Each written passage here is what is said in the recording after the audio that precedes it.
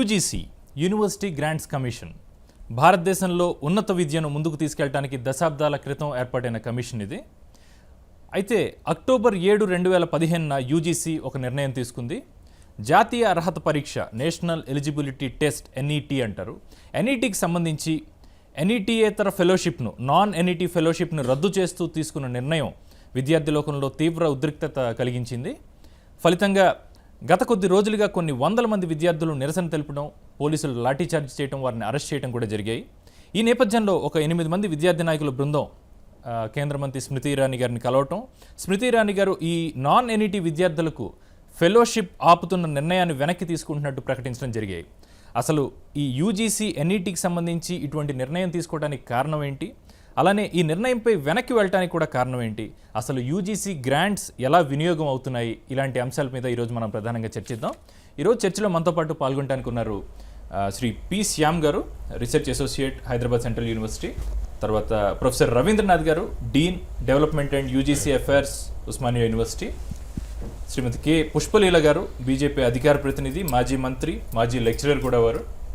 ఇక Putta Chandrashekar garu, research scholar, ABVP state working committee member. Ravindranath garu, ముందుగా ఒకసారి మనం ప్రేక్షకులకి ఈ యూజీసీ అంటే ఏ కారణంతో ఏర్పడింది అండ్ ఈ ఎన్ఈటీ ఎందుకు అసలు స్టార్ట్ చేయడం జరిగింది అన్నది ఒక ఇంట్రొడక్షన్ ఇచ్చి మనం చర్చలోకి వెళ్దాం. యూనివర్సిటీ గ్రాంట్ కమిషన్ ఏర్పాటులో విద్యా ప్రమాణాలను పెంచే విషయంగా, అదే రకంగా ఉన్నత విద్యకు అవసరమైన ఆర్థిక సహాయ సహకారాలు అందించడానికి యూజీసీ ఒక రకంగా ఏర్పాటైంది. ఓకే, యాక్చువల్లీ ఈ మోడల్ యూకే మోడల్ నుండి తీసుకోబడ్డది. ఓకే, పేరు కూడా అక్కడి నుంచి తీసుకోవడం సేమ్ అదే నామధేయంతో కంటిన్యూ అవుతుంది. ఓకే, బట్ సబ్సిక్వెంట్గా దాన్ని పేరును మార్చాలని యశ్పాల్ కమిటీ నిర్ణయించింది. కారణం ఏంటంటే మన దగ్గర ఈ ఒక్క దేశంలోనే ఉన్నత విద్యను ప్రమాణీకరించడానికి నాట్ ఓన్లీ యూజీసీ, వేరే సంస్థలు కూడా చాలా ఉన్నాయి. Like pharmacy council of India, medical council of India, council of architecture, ICAR. కానీ అవన్నీ యూజీసీ కిందకే వస్తాయి కదండి కదా, అంటే ఏఐసిటి దగ్గర నుంచి అన్ని యూజీసీ కిందకి రావా? లేదండి, యూజీసీ కింద సెపరేట్ అండి. ఏ ఫంక్షన్ విద్యా ప్రమాణాలను ఆ పర్టికులర్ కౌన్సిల్ నిర్ణయిస్తున్నది. ప్రపంచంలో ఏ దేశంలో అయినా ఒకటే బాడీ ఉంటుంది. సో అలాగే మనకు కూడా ఒకటే బాడీ ఉండాలని యశ్పాల్ కమిటీ రికమెండ్ చేసింది. కానీ ఆ కమిటీ యొక్క రికమెండేషన్ ఇంకా అది కాలేదు. అంటే 2011లో ఒక బిల్ కూడా ప్రపోజ్ చేయడం జరిగింది, అంటే national commission for higher education and research అని. Because Pakistan already renamed that and even other some of the commonwealth countries also. అంటే జనరల్ సపోర్ట్ దానికి ఉన్నా సరే కొంతవరకు అంటే కొన్ని స్టేట్స్ వాటిని అపోజ్ చేయడం కూడా జరిగింది కదా, అంటే లైక్ బీహార్, కేరళ, పంజాబ్ ఇలాంటి కొన్ని స్టేట్స్ వాటిని అపోజ్ చేయడం కూడా జరిగింది. అందుకే బిల్ అప్పుడు పాస్ కాలేదన్న ఒక మాట కూడా వింటూ ఉన్నాం మనం. అంటే కొన్ని స్టేట్స్ ఉన్నాయి, ఎందుకంటే చాలా ఇప్పుడు వాటికి ఆ స్ట్రక్చర్ ఇమీడియట్గా మనం చేంజ్ ఓవర్ అయితే దెబ్బతినవచ్చు అనే ఆలోచనలో కొన్ని స్టేట్స్ అపోజ్. సో ఈ నేషనల్ ఎలిజిబిలిటీ టెస్ట్ అసలు ఏ ఉద్దేశంతో స్టార్ట్ చేశారంట? యాక్చువల్లీ ప్రమాణాల గురించి మాట్లాడినప్పుడు ఇప్పుడు పరిశోధనలో ప్రమాణాలు పెంచాలి అంటే ఇప్పుడు ఇంట్రెస్టెడ్ క్యాండిడేట్స్ని how to attract to higher education research. So దాని కొరకి 1983లో మొట్టమొదటిసారి సిఎస్ఆర్ ఒక జాతీయ లెవెల్ పరీక్ష నిర్వహించడం జరిగింది. ఆ తర్వాత 1984 నుండి యూజీసీ నిర్వహించడం మొదలుపెట్టింది. సబ్సిక్వెంట్లీ యూజీసీ, సిఎస్ఆర్ కలిపి నిర్వహించడము జరుగుతుంది. సో ఈ పరీక్ష ద్వారా సెలెక్ట్ అయిన వాళ్ళని ఫెలోషిప్ మొదట్లో ఇచ్చేవారు. తర్వాత ఈ పరీక్షలో సెలెక్ట్ అయిన వాళ్ళని అధ్యాపక వృత్తికి నియామకాల్లో ఎలిజిబిలిటీకి కూడా ఎక్స్టెండ్ చేశారు. ఇదొక బేస్గా తీసుకున్నారు, ఎక్స్టెండ్ చేశారు. సో ఆ కారణంగానే మెయిన్గా ఈ పరీక్షకి ఒక రకమైన గుర్తింపు వచ్చింది. పరీక్షకి ఎలిజిబుల్ గా లేని వాళ్ళకి ఈ సెంట్రల్ యూనివర్సిటీస్ లో వీళ్ళు ఫండింగ్ ఇవ్వడం వల్ల జరుగుతుంది, ఫెలోషిప్ ఇవ్వడం జరుగుతుంది ప్రస్తుతం.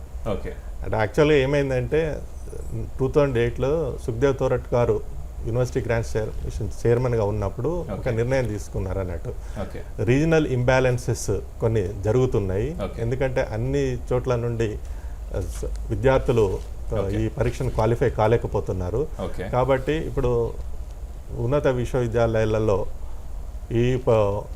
ఈ రకమైన ప్రోత్సాహకాలు అందిస్తే పిల్లలు పరిశోధనలలో కొంచెం బాగా ముందుకు వెళ్ళగలుగుతారనే ఉద్దేశంతో దిస్ హ్యాస్ బీన్ ఇంట్రడ్యూస్డ్.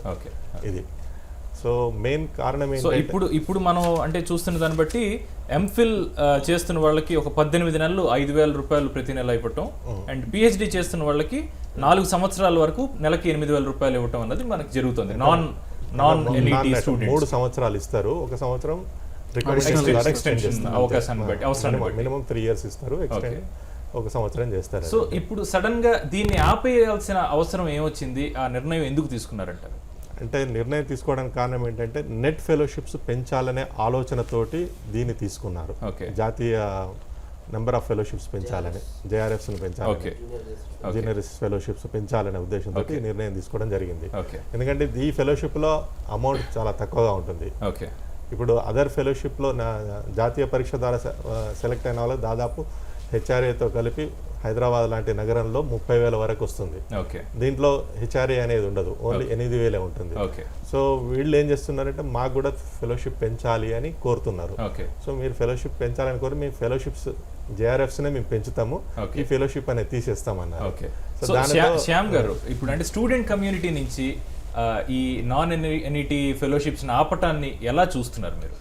యాక్చువల్గా స్టూడెంట్ కమ్యూనిటీ అయితే నాన్ నెట్ ఫెలోషిప్స్ ఆపడం వల్ల తీవ్ర వ్యతిరేకత చేస్తుంది.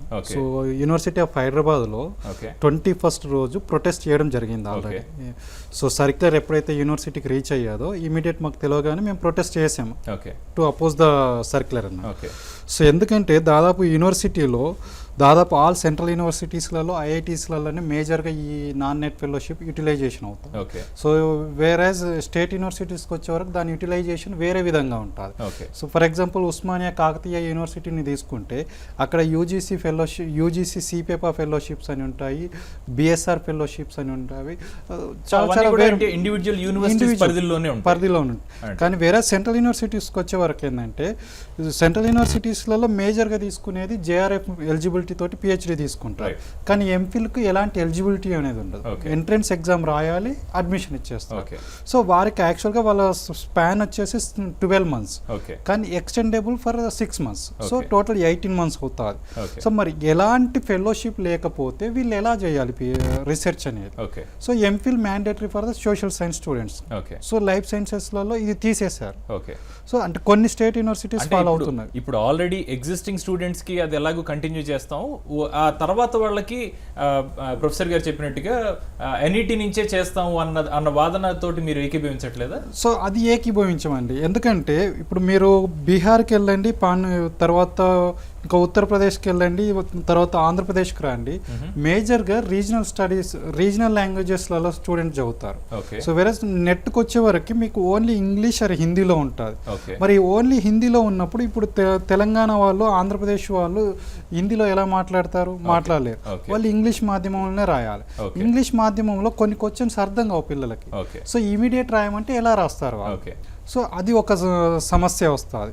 అంటే ఇలాంటి ఒక సమస్య ఉన్నప్పుడు దీని గురించి ఎప్పుడన్నా మీరు అంటే ఎన్ఈటీ ఫార్మాట్ ని మార్చాలన్న అడగటం ఎప్పుడైనా జరిగింది? మార్చాలని అంటేను వాళ్ళు ఏమంటున్నారంటే గ్లోబల్ మేము నేషనలైజేషన్ ఎడ్యుకేషన్ చేస్తున్నాము, అందులో ఆల్ స్టేట్స్కి కామన్ ఎడ్యుకేషన్ సిస్టమ్ వస్తుంది, అప్పుడు అందరు కామన్గా ఉంటారు కాబట్టి ఇలాంటి సమస్య రాదనేది గవర్నమెంట్ వాదన.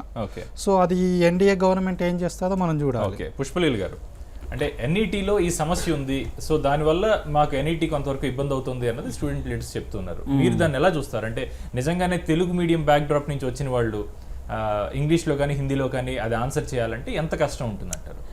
ఫర్ ఎగ్జాంపుల్ అండి, నేను అంటే ఇప్పుడు తెలంగాణ ప్రాంతంలో ఎవరంటే ఒక సోషల్ వెల్ఫేర్ బ్యాక్గ్రౌండ్లో, అంటే ఒక హాస్టల్లో చదువుకునే పిల్లలు ఎవరైతే ఉన్నారో చాలా వరకు కూడా ఎస్సీలు, ఎస్టీ, బీసీలు వీళ్ళే సంబంధించిన వాళ్ళే ఉంటుంది, వాళ్ళకి సంబంధించిన హాస్టల్స్లోనే ఉంటుంది.